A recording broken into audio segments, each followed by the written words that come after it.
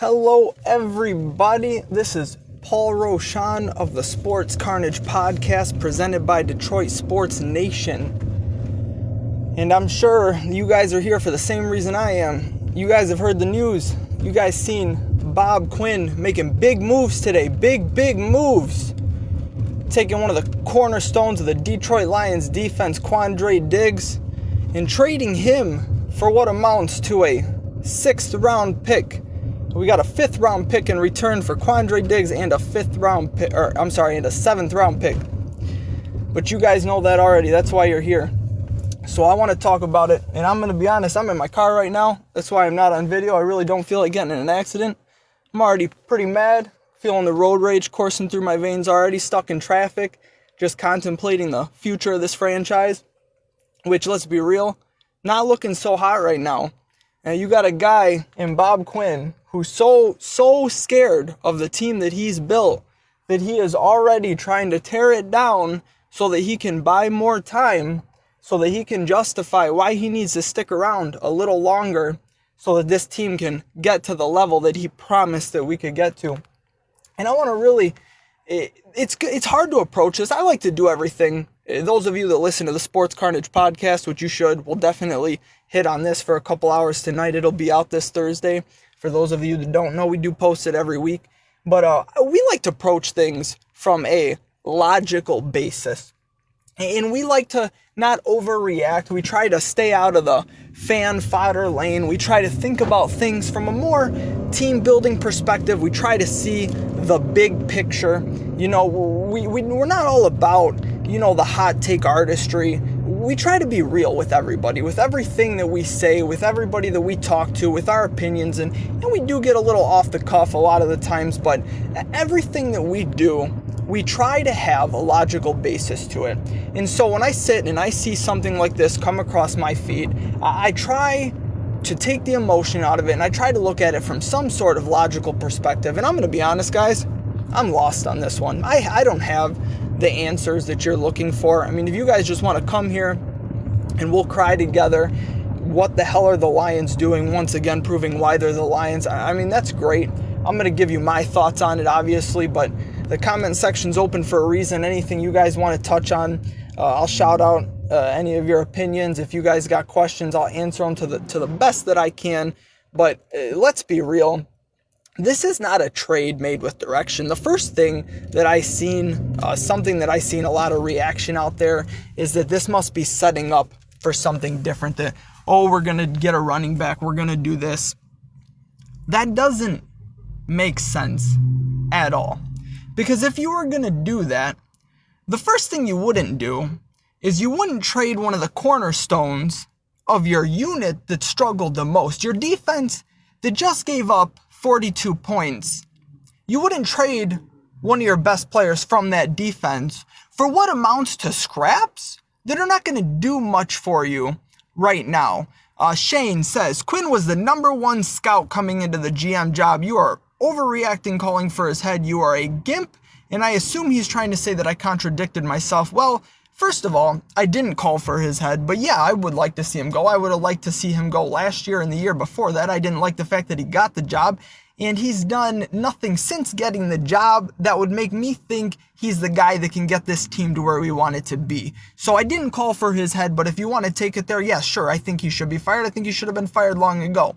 This number one scout stuff that you're talking about, I don't know what that's supposed to mean. I've never seen a scout power ranking, and last I checked, Bill Belichick runs the show in New England, and if you really want to get down to the nitty-gritty, it's not like New England even drafts that well. See, what New England does, the reason they keep good players flowing through their system, is they just amass a lot of capital, period, and they spend it intelligently, so they don't have to hit on a high rate of their picks. So if you even want to bring scouting into the mix from his time in New England, well, that's a bad argument too. What I contradicted myself about, I have no idea. I've talked for about a minute and a half now, so it'd be pretty impressive. To answer David Jensen's question, yes, we traded Quandre Diggs, which I'm sure everyone has figured that out by now.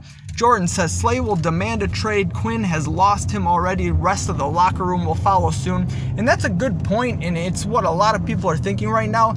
how does the locker room recover for this? And my guess is the team is going to pretty much not address this at all. Bob Quinn is really good at hiding, both from the public, from the team, from pretty much everybody. He doesn't talk much. He doesn't say much, which is fine. I'm not one of those guys that demands to hear from upper management.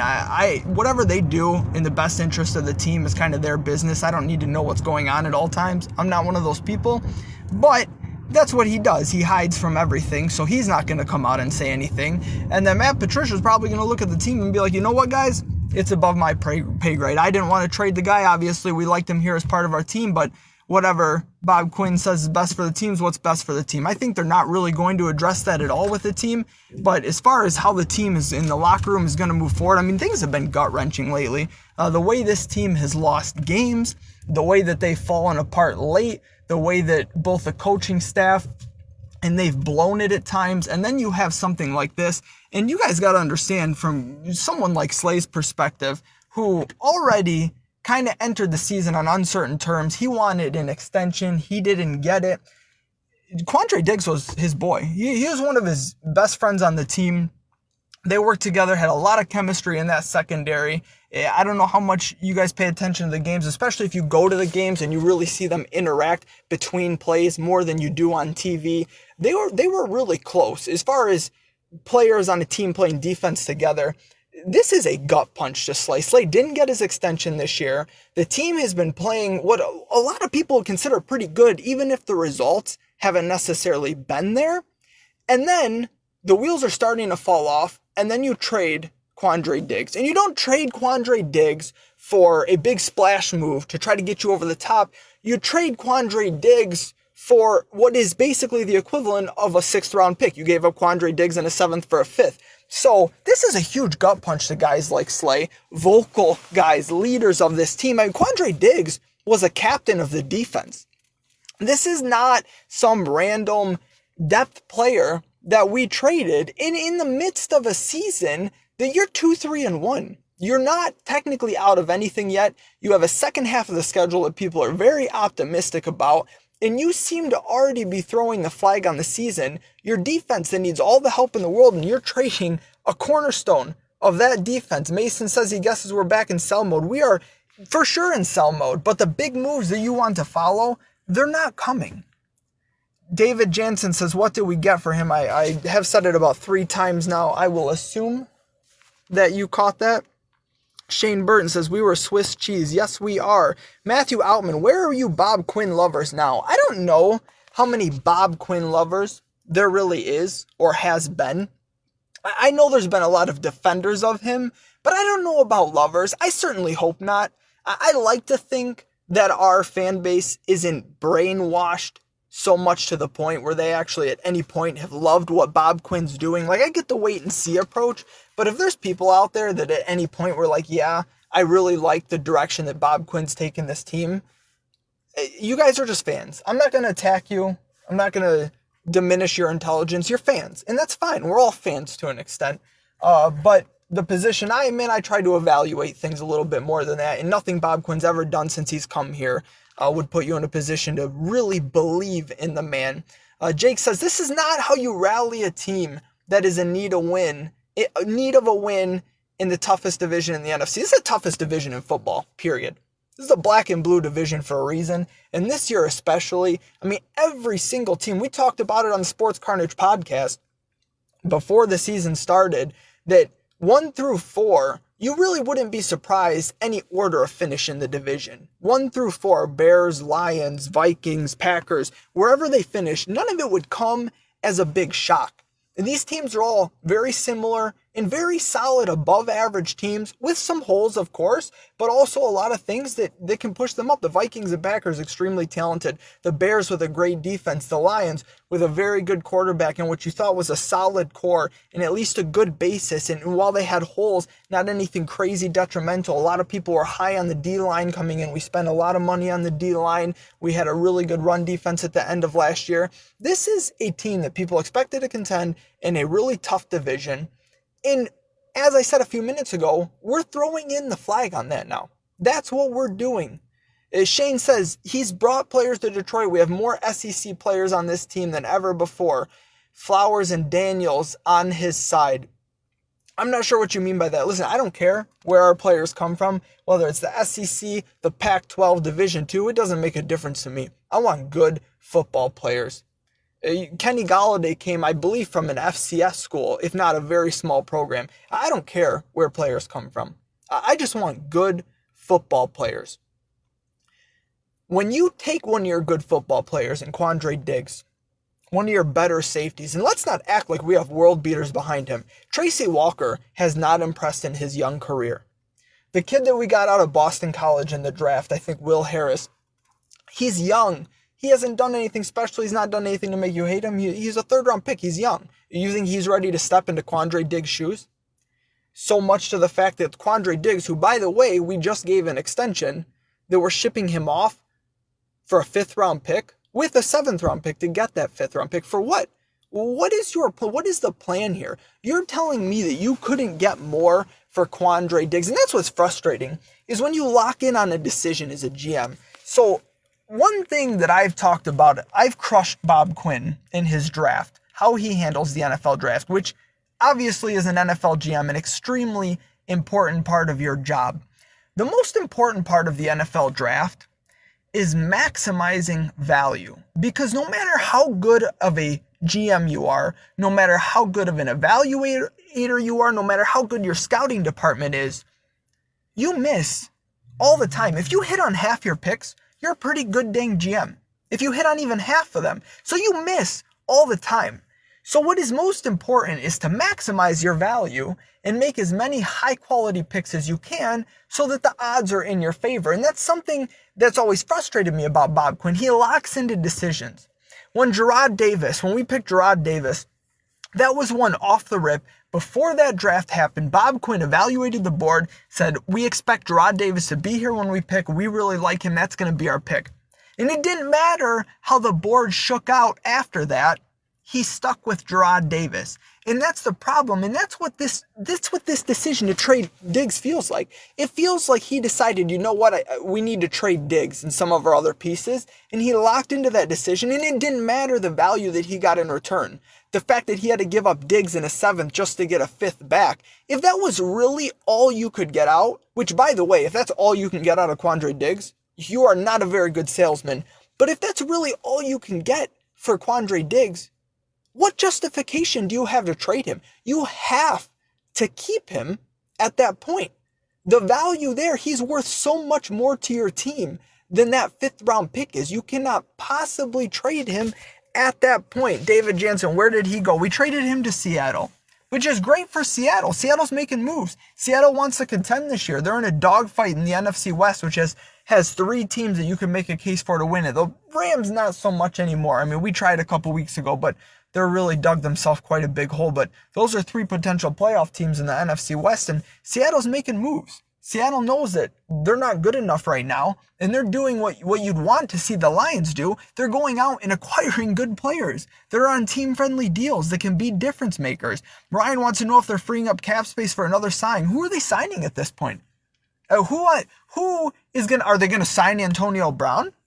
I mean, are you kidding me? Is that the kind of move the Lions would make? Absolutely not. What free agents are available right now that we'd have to clear big cap space for? Not to mention, we just extended Quandre Diggs, so we can't free up a bunch of cap by trading him or releasing him unless we work out something wild with Seattle, because he has his bonuses and the structure for this year that we have to pay a lot of money up front, so we're going to eat a lot of money on that deal anyway. So no, it's not it.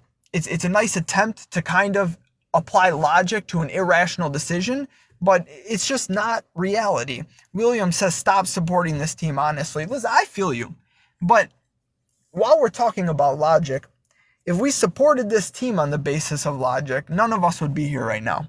Because this team hasn't given us anything worth our time and support and money for many, many, many years. And not really in my entire lifetime. And I know I'm a bit younger than a lot of you listening to this, but they certainly have given us nothing to support this team from a rational standpoint. So it sounds great. Like, yeah, I'm going to quit the Lions.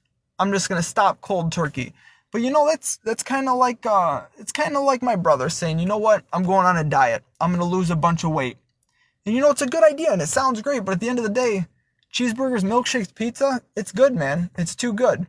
And you just can't give it up. But at least those things provide value. I don't know what the Lions really provide for us. Nate Powers says we have 117 million cap space. This isn't a cap move. Well, I can guarantee you we don't have 117 million cap space right now. You might be projecting for the future for the offseason, but right now we're a little tighter than that in season. You're hoping they're going after Drake. Listen, I would love to sign Kenyon Drake too, but being realistic right now, trading Diggs doesn't sound like we're going to make a bunch of moves to try to be better as a team. That's a signifier of tanking, or at least certainly getting what you can for some players of value right now while trying to hold the status quo.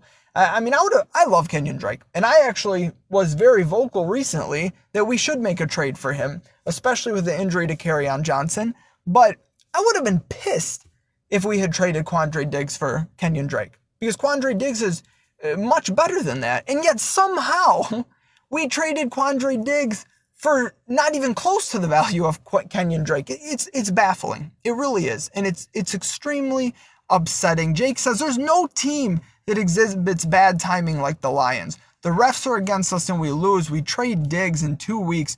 Overload for the fans. Same old thing. That sounds like same old Lions, right?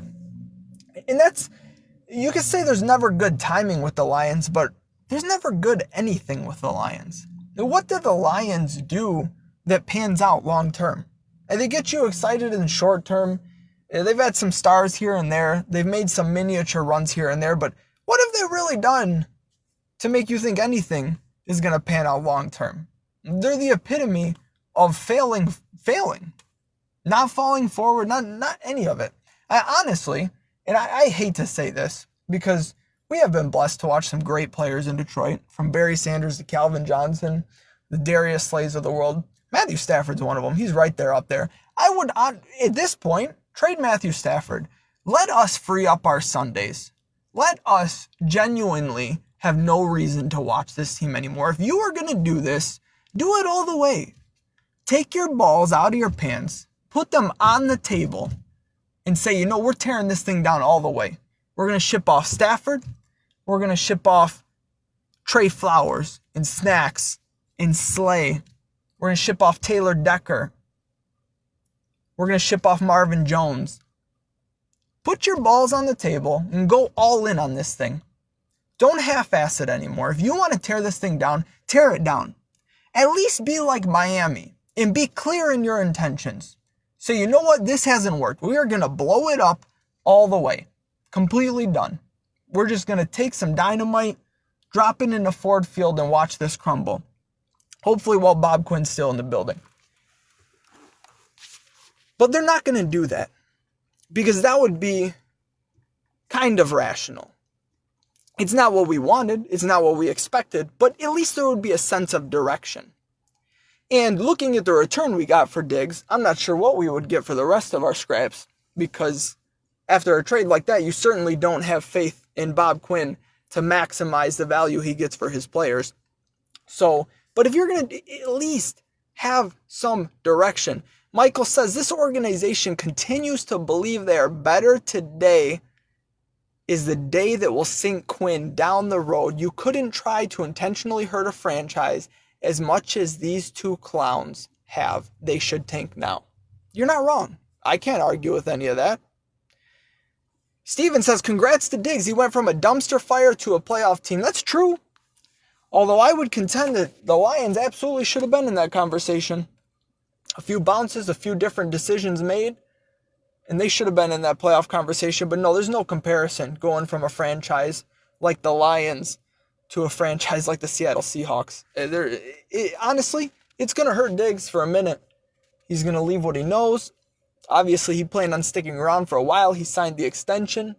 But he'll get over it pretty quick. He'll get over it when he's getting his new cleats for the playoffs, when he's hanging out with Russell Wilson, watching him drop dimes all over the field, playing in games that matter, actually winning a playoff game. You're right. Congratulations to Diggs. We're going to miss him here. But at the end of the day, after a minute, I don't think he's going to miss us very much. Certainly not as much as we are going to miss him here. Victor says, sell the team. That is a extremely, extremely common sentiment. And I'm kind of over it. for a myriad of reasons. While we would all love somebody else to take over this team, while we would all love for the Fords to not be a part of this, they really are the low-hanging fruit. They are the easy blame because the Fords have owned the team for a million years. We've sucked for 70 of those years. It's easy to say the Fords are a disaster. They don't know how to run a football team. But at the end of the day, your owner, you can't put the onus on them completely for running your football team, because how many team owners are GM material? How many team owners really know about the sport that they own? They don't. Their job is to put the right guys in place, to pay people who know the stuff, to pay the Bob Quinns of the world to do the job correctly. So I'm not going to fault Martha Ford for when Bob Quinn meets with her and sells her on this vision and explains what he plans on doing. I'm not going to fault her for being taken by it. I'm not going to fault her for saying, yeah, that sounds good. Let's see what we can do. Because she doesn't know any better.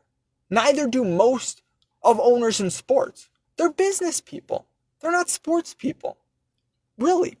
They don't know a lot about running a team because that's not their job. Their job is to run the business. That's what their job is. And then to put the proper people in place. But they need help to do that. And Bob Quinn came, to Martha's credit, Bob Quinn came highly recommended. She went after one of the top guys at the best organization in all of sports. She went straight to the top and said, I like what they do. And I want to see if we can replicate that. And it has failed. Spectacularly failed. It has been a complete disaster of epic proportions. But I can't put that on Martha. What I will put on the team is if they let this charade go on much longer. After this season, it will be a travesty if Bob Quinn is still in Detroit. And I'm not saying he will be fired. I don't know what's going to happen. And this team has held on to the wrong people too long many times. But I'm also not one of those people that thinks you need to blow things up every other year, because you can't get ahead doing it that way. If you're constantly going through change and upheaval, you're never going to get ahead as a team. It can't happen. So you have to let guys like Bob Quinn, when you're Martha Ford, you have to let him try and do his thing. You have to let him implement his vision and see how it goes. The problem is, the point that we're at now, he's in the process of blowing up the team. And you can say, oh, that this is a precursor of bigger things to come. You've already lost the locker room. You traded one of the cornerstones of your defense. So whether it's intentional or not, which, God, I hope it's intentional, because the level of incompetence that would be displayed if not is just mind-boggling. But, so he's essentially blowing up the team. How can you, being here in your, I think it's Bob Quinn's 4th year, how can you start tearing down the team again and saying, I need a little more time. We got to kind of rebuild this thing. This is your team that you built, Bob. This is your team. You built this team in your image. So how are you, to save your job, going to say, you know what? We kind of need to do a little rebuild, small rebuild on the fly here. How? You built this mess. You don't get to stick around to fix this mess, because believe it or not, when Bob Quinn took over this team, there was some talent on it. There were some assets on it. There were plenty of draft picks that he had ahead of him. There was plenty of opportunity for him to make his mark and build this team into something better than it is now. Instead of paying your defensive line $40+ million per average year to be the worst pass rushing line in football and not being able to stop the run, how do you defend that as a GM? You spent all this money on the defensive line. You went out and you traded for Snacks. Then you extended his contract. You went out and you paid Trey Flowers. You went out and you paid Daniels. You drafted Deshaun Hand. You drafted A.J. Robinson. You did all this for the defensive line, and you're the worst defensive line in football. By a mile, you are the worst pass rushing defensive line in football, and oh, by the way, you're giving up over 5 yards a carry on the season. You can't stop the run or the pass. It's 2019, guys. This is not 1935, where we don't really get to watch the games that much. We kind of know about the team, what the newspaper tells us. We all have an idea of what a product should look like when you dedicate those kind of resources to a unit. And certainly should not be the worst unit in football. That's on Bob Quinn. Those are the decisions that this GM has made. And you cannot keep a man around like that. There's just no basis in reality for doing that and expecting things to get better. Jake says they make it our fault. He's talking about the Fords. We go to the games, we fill Ford Field, they make money, nothing else. They could care less if we get a championship, he says. He says if we stop going, maybe the circus could be wrangled. It's not that simple for a myriad of reasons. First of which, NFL games are kind of prohibitively expensive for the average person to go to. I know many of us are blessed and we get to go to quite a few every year, but it's not like that for everybody. So even if we tried a coordinated stop going to the games, eventually prices are going to fall enough that people are going to jump at the tickets because even though the team sucks and they don't want to support them, it's their opportunity to go see a game on the cheap. It's their opportunity to get to Ford Field when otherwise they might not be able to. And I can't blame a family for doing that when tickets are cheap. I can't blame a couple for wanting to take their kids to their first game when the tickets get cheap. I mean, that is almost victim blaming to an extent. Do not put this on the fans that, oh, you buy merchandise and you go to the games. There are, unfortunately, millions and millions and millions of Lions fans. And I feel bad for every single one of you, including myself, of course. But you cannot put that on the fans for trying to enjoy something, even if the product is not very good. You can't put that on the fans. The onus has to be on the team. And we can demand better all we want, but let's be real. All the money they make from the stadium sales, from the tickets, it pales in comparison to the TV money. And who's going to stop watching the NFL? The NFL, for those of you that don't know, pools their money. It doesn't matter if your franchise loses money or makes money, which none of them really lose money, but it's kind of a socialistic setup, sports-wise. And no, don't make this about politics. I'm just kind of explaining the monetary breakdown. The NFL pools all the money they make, and then they split it up between the teams. It's not if your franchise loses money, you lose money as an owner. It doesn't work like that. As long as the NFL is making money as a whole, you're making money as an owner.